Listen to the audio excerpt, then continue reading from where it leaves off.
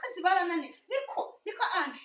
wumva nta n'isoni ufite iyo uzisesagura ibiryo uzi ko ibiryo byahenze nta n'isoni waje umeze nk'umutwakazi w'umubirizi umajije kubyimba ndakugaburira nkukorera buri kimwe cyose none urimo uranyangiriza ubwo wumva nta n'isoni ufite nk'ubu umuntu azaba agiye ni mwebwe mugiye gukura umuntu umutima umuntu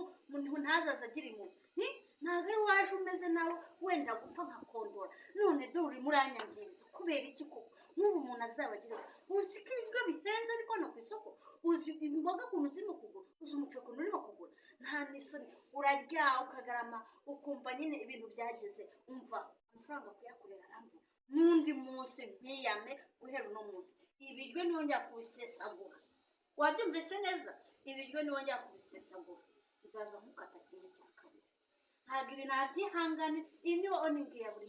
buri munsi oningi urangiza ubundi ko nakubwiye yuko ibintu by'ibiryo